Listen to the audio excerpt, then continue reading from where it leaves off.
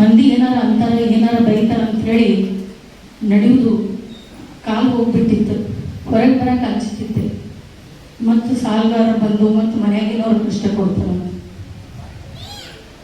ನಮ್ಮಪ್ಪ ನನಗೆ 2 ವರ್ಷ ಇದ್ದಾಗ ನಡೆಯೋದು ಕಲಿಸಿದ್ರು. ಆದ್ರೆ ನನ್ನ ಗಂಡ ನಾನು 28 ವರ್ಷ ಇದ್ದಾಗ ನಾನು ನಡೆಯೋದು ಕಲಿಸಿದ್ರು. ಅದಕ್ಕೆ ಇವತ್ತೇನು ಮಹಿಳಾ ದಿನಾಚರಣೆ ಆಚರಣೆ ಮಾಡ್ಲಿಕ್ಕತ್ತಾರ, ಅದಕ್ಕೊಂದು ನಿಜವಾದ ಅರ್ಥ ಬರೋದು ಯಾವಾಗ ಗೊತ್ತಂದ್ರೆ, ಒಂದು ಹೆಣ್ಮಗಳು ಗಟ್ಟಿ ಆಗೋದು 3 ಜನರಿಂದ. ನನ್ನ ತಂದೆ ವಿದ್ಯೆ ಅನ್ನುವಂಥ ಅಸ್ತ್ರ ಕೊಟ್ಟರು, ನನ್ನ ಗಂಡ ಪ್ರೀತಿ ಅನ್ನುವಂಥ ಅಸ್ತ್ರ ಕೊಟ್ಟ.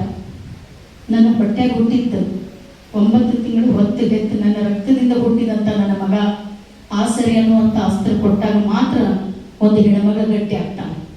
ಯಾಕಂದ್ರೆ ಯಾವುದೇ NGO ಯಾವುದೋ ಮಂದಿ ನಿಮಗೊಂದು ಸೇರ್ ಅಕ್ಕಿ ಕೊಟ್ಟರು ನಾಳೆ ಹಂಗಿಸೆ ತೋರಿಸ್ತಾನೆ. ಇವರು 3 ಮಂದಿ. ಅದಕ್ಕೆ ಮೊದಲಿನ ಮಂದಿ ಸುಳ್ಳ ಹೇಳಿಲ್ಲ, ಗಂಡ ಅಂದ್ರೆ ಗುಡ್ಡ ಇದ್ದಂಗೆ, ಗಂಡ ಅಂದ್ರೆ ಗುಡ್ಡಕಲ್ ಇದ್ದಂಗೆ. ಗಂಡ ಮಂದಿ ನಮ್ಮ ಬಾಜುಕಿದ್ರೆ ನಮ್ಗೆ ಯಾರು ಸರಿದು ಕೂಡ ಆಗೋದಿಲ್ಲ. ಅದಕ್ಕೆ ಇಲ್ಲಿರುವಂಥ ಗಂಡ ಮಕ್ಕಳಿಗೆ ಒಂದು ಮಾತು ಹೇಳ್ತೀನಿ, ನಿಮ್ಮ ತಾಯಿ ಆಗಲಿ, ತಂಗಿ ಆಗಲಿ, ಹೆಂಡತಿ ಆಗಲಿ, ಮಗಳಾಗಲಿ, ನಮಗೆ ನೀವು ಬೇರೆದೇನೋ ಕೊಡ್ಲಿಲ್ಲ ಅಂದ್ರೂ ಕೊಡ್ಲಿಲ್ಲ, ಒಂದು ಪ್ರೀತಿ ಮತ್ತು ಗೌರವವನ್ನು ನೀವು ಕೊಡಲೇಬೇಕು ಅಂತ ತಲೆಬಾಗಿ ನಮಸ್ಕಾರ ಮಾಡಿ ಕೇಳ್ತೀನಿ. ಯಾಕಂದ್ರೆ ಒಂದು ಹೆಣ್ಮಗಳಿಗೆ ನಿಂತು ಮಾತಾಡ್ಲಿಕ್ಕೆ ಕಾರಣ ಏನು ಗೊತ್ತ, ನನ್ನ ತವರು ಮನೆಯವರು ಕೊಟ್ಟಂತ ಸಹಕಾರ, ನನ್ನ ಗಂಡನ ಮನೆಯವರು ಕೊಟ್ಟಂತ ಸಂಸ್ಕಾರ, ಅವ್ರು ಎರಡೂ ನಾನು ಹಿಡ್ಕೊಂಡಿದ್ದಿಲ್ಲ ಅಂದ್ರೆ ಇವತ್ತು ನಾನು ನಿಮ್ಮ ಮುಂದೆ ನಿದ್ರಕ್ಕೆ ಆಗ್ತಿದ್ದಿಲ್ಲ. ಅವಾಗ ನಾನು ವಿಚಾರ ಮಾಡಿದೆ, ನಾನು ಯಾಕೆ ಬಿದ್ದೆ, ನಾ ದಾಳಿಂಬೆ ಒಂದನ್ನೇ ನಂಬಿದ್ದೆ, ಅದಕ್ಕೋಸ್ಕರ ಬಿದ್ದೆ. ನನ್ನ ಗಂಡ ನನ್ನ ಜೀವ ಉಳಿಸ್ಕೊಂಡು ಬಂದಿದ್ದಕ್ಕೆ, ನನ್ನ ಗಂಡ ನನ್ನ ಜೀವ ಉಳಿಸಿದ್ದಕ್ಕಾದ್ರೂ ನಾನು ಏನಾರ ಮತ್ತೆ ಮಾಡಿ ತೋರಿಸ್ಬೇಕಂತ ಮತ್ತೆ ಮೇಲೆ ಎದ್ದೆ.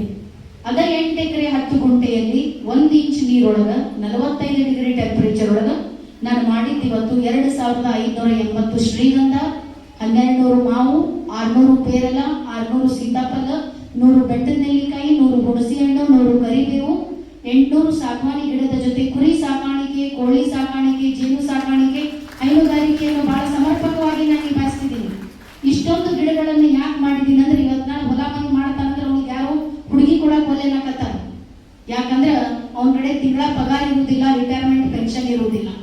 ಅದಕ್ಕೋಸ್ಕರ ನಾನು ಹೇಳೋದು ನಮ್ಮ ಯುವ ಜನರಿಗೆ, ನಿಮ್ಮ 1 ಎಕರೆ ಹೊಲ ಆದ್ರೂ ಪರವಾಗಿಲ್ಲ, ನಾನು ಇಷ್ಟೊಂದು ಗಿಡಗಳನ್ನು ಯಾಕೆ ಮಾಡಿದ್ದೀನಿ ಅಂದ್ರೆ, ಪ್ರತಿಯೊಂದು ಋತುವಿನಿಂದ ರೈತನಿಗೆ ರೊಕ್ಕ ಬರ್ತಿರ್ಬೇಕು. ಅದು 10,000 ಬರಲಿ, ಅದು 20,000 ಬರಲಿ, ಅದು 1 ಲಕ್ಷ ಬರಲಿ, ನಿಮ್ಮ ಮನೆತನ ನಡೆಸ್ಲಿಕ್ಕೆ ಆಗ್ತದೆ.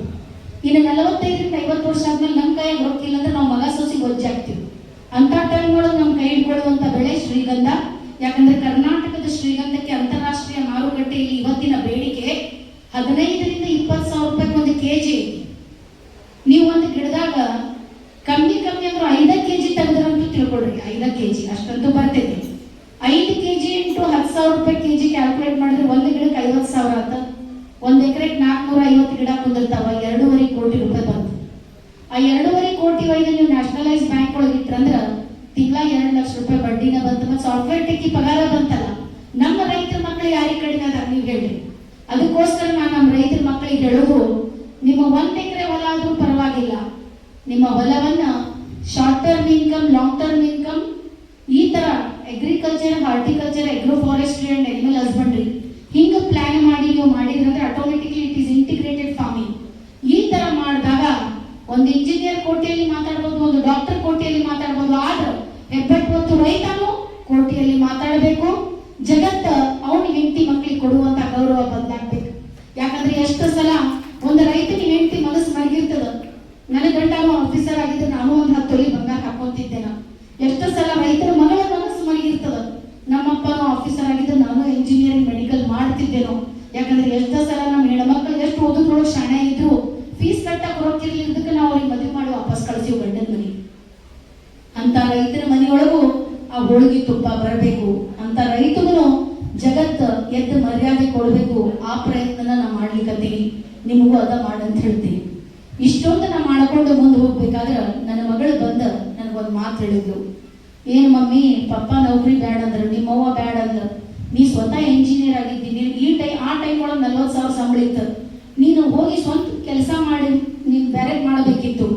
ಆದ್ರೆ ನೀ ಹೊಲ ಮನೆ ಮಾಡಿ ನಮ್ಗೇನು ಕೊಟ್ಟಿ? ನಿಮ್ಮ ಅಕ್ಕ ತಂಗಿ ಇಬ್ರು ಬೆಂಗಳೂರು ಸಾಫ್ಟ್ವೇರ್ ಇಂಜಿನಿಯರ್ಸ್ ಅದ, ಅವ್ರು ತನ್ನ ಮಕ್ಕಳಿಗೆ ಒಳ್ಳೆ ಜೀವನ ಕೊಟ್ಟಾರ, ನೀ ನಮಗೇನು ಕೊಟ್ಟಿ? ಯಾವಾಗ ನೋಡಿದವಾಗ ಲೇಬರ್ ಓಡೋದಂದಿ, ಮಳೆ ಬರ್ಲಿಲ್ಲ ಅಂದಿ, ಮಳೆ ಹೆಚ್ಚಿಗೆ ಬಂತಂದಿ, ರೇಟ್ ಸಿಗ್ಲಿಲ್ಲ ಅಂದಿ.